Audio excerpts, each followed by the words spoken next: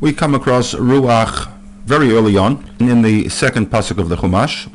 The world is tohu vavohu, there is choshech, and also mayim, over which a Ruach Elokim hovers. Here it's quite easy to translate the word Ruach as spirit, spirit of God. The problem is defining this Ruach Elokim.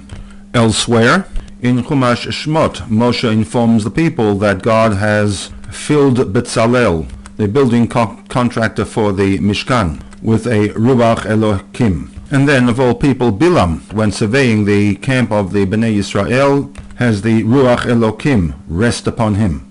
So in this context, Ruach Elokim would appear to be a revelation of some godly spirit upon a physical entity, whether it is the waters of Bereshit, upon Betzalel, and even upon Bilam. A fourth reference to the use of the word Ruach Elokim is applied to Yosef by Paro, but the use in this context may differ from the previous three.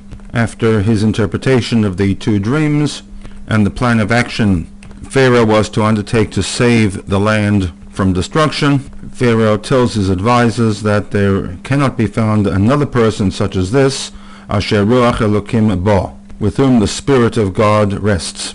Another use for the term Ruach is that it implies direction. Subsequent to the violation of consuming from the fruit of the Eitz Hada'at, Adam and Chava hear the voice of Hashem, supposedly walking through the garden, mithalech began, l'ruach hayom, which the Gutnick translation renders as the direction which the sun sets every day.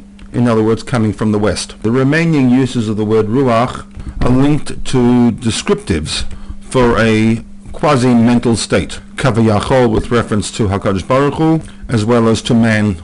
Two examples from the flood story. In Bereshit 6, God informs Noach that on account of the depravity of the society at large, he intends to l'shachet kol basar, to destroy everything, asher bo ruach chayim, in which there is a ruach chayim, possibly a life-giving force. And then in Bereshit 7, we are told that kol asher nishmat ruach chayim be'apav, all that had a neshama, possibly a breath of ruach chayim in his nostrils, Metu, died on account of the waters. And four final examples where the word Ruach refers to a mental state. Once again from Bereshit 6 regarding the flood story, where God says, Lo yadon ruchi ba'adam la'olam, my spirit will not remain any longer in conflict regarding whether or not to destroy mankind. In Bereshit 26, we are told that Esav's marriage to the two Hittite women was a source of marat ruach, torment, mental anguish, to both Yitzchak and Rivka.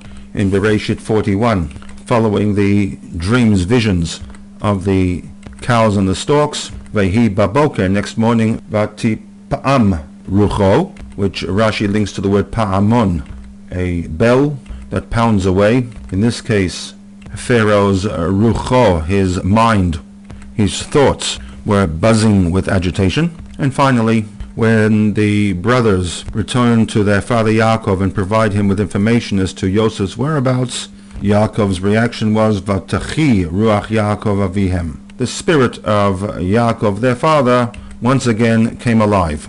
So we see from here very clearly that the word ruach has multiple meanings, all linked to the concept of something that is not physical.